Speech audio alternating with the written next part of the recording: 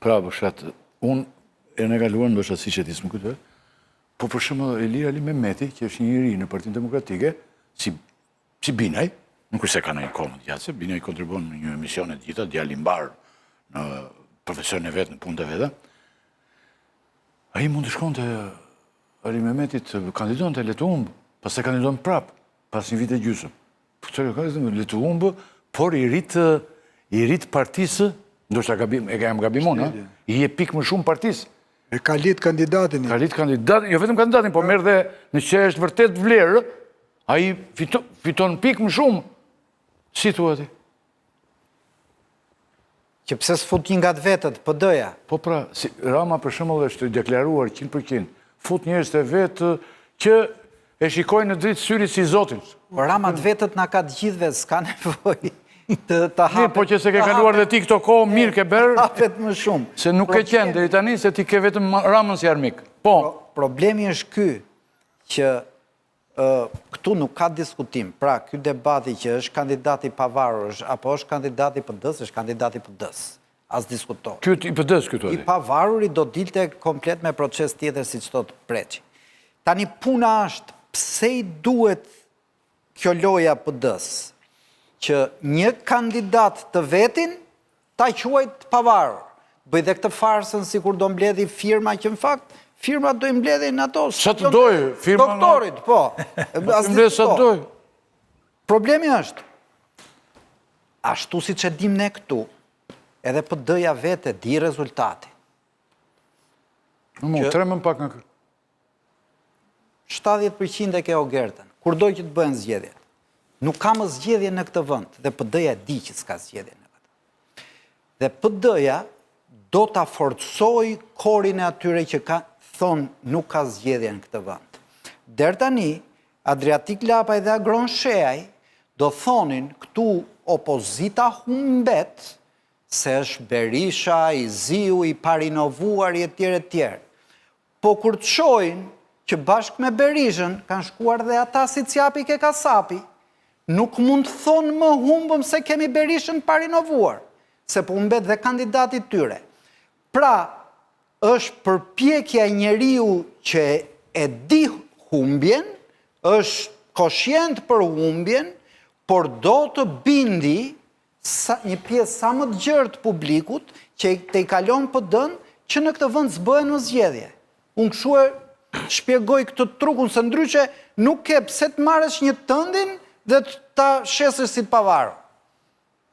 Po t'ishte kandidati PD-s, Sheaj dhe Lapaj nuk do ishin aty në këtë koalicion.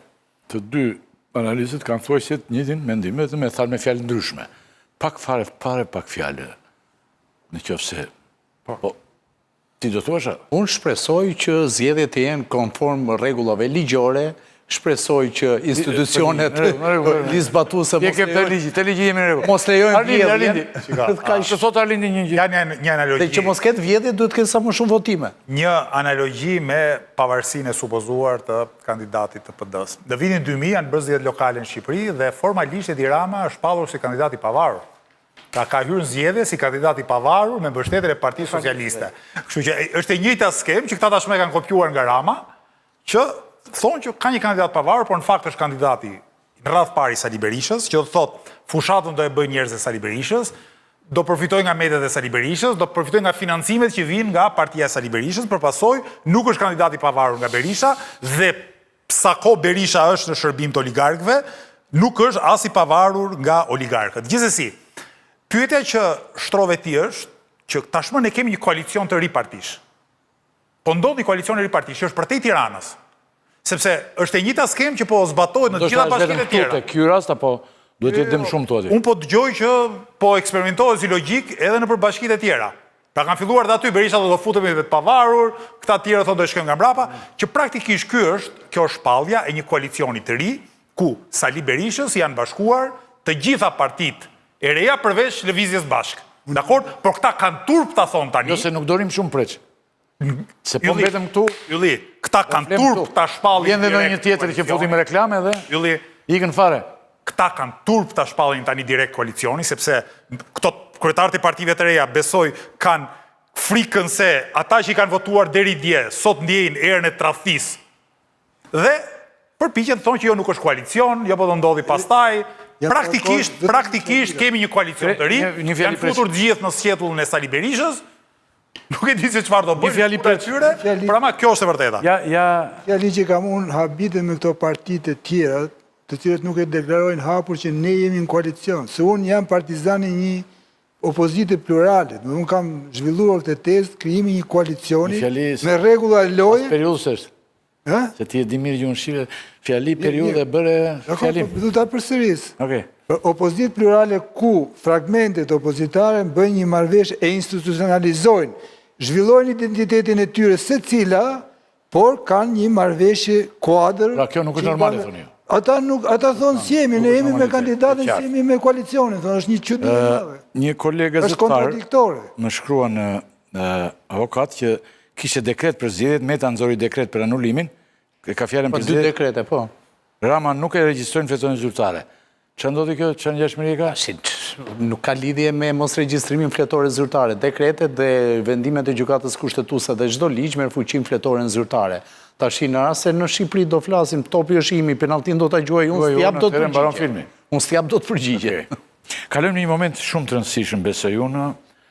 Ne e prekëm emisionin e kaluar, domethënë atë patë ditë u vra gjyqtari të emisionit të kaluar, domethënë ditën e hënë, dhe ne tani në nderim të vdekjes e të gjitha, u treguam pak të kufizuar për të folur gjerësisht të preç në. Tani ne do themi disa gjëra sepse shohim disa gjëra shumë çuditshme. Çfarë shohim? Populli ka shpallur ero vrasjen e gjyqtarit. Pjesë e mirë e popullatës, preç, brenda dhe jashtë Shqipërisë, e ka shpallur ero dhe thotë si një lloj si Avni Rustemi. Thonë një pjesë, ky. Nuk janë Avni unë, si që shikoni e gjithë, po, thonë, si Avni Rustemi. Ja, le të ndjekim sinkronin me komentet në rrjetet sociale dhe kthehemi te një kolegu gazetar, që do na shpjegojë më shumë se kaq, dhe hyjmë këtu.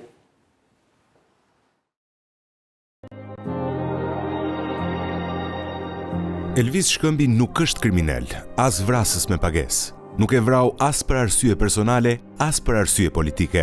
E vrau për të mbrojtur të drejtën e vet. Pushka e Elvis Shkëmbit është pushka e lirisë. Emri i tij do të mbetet simbol i vërtet. Një hero si Avni Rustemi. Gjyqtari korruptuar nga njëra palë hëngri lekun, nga tjetra palë dy fekun. I lumë të dora, edhe pse kjo nuk është zgjidhja e dur, por kur drejtësia të vë me shpatulla për muri, plas dhe guri e jo më burri. Elvis Shkamb Graniti, shqiptari me gjak të pastër arbror, do të kujtohet brez pas brezi dhe do t'i këndohet kënga. Sa për zaptuesit serbo-malazez dhe gjykatësit e korruptum që bëhen palë me ta, ka vetëm plumba. Respekt legjendar. Allahu qoftë me ty. Avni Rustemi në Paris dhe Avni Rustemi në Shqipëri. Mos të vi keq se vrave një tradhtar kombi, një hajdut, të lumë të pushka. Turp që e quajnë kriminal. Ai djalë është hero për ne, të gjithë popullin me problemet me pronën. Vetëm plumbi ju vjen hakut. Dhe si hiqet me vdekjen e këtyre gjakpirsëve të këtij populli, mos pa çhall në përzyra shteti. Ka 34 vjet. Turp.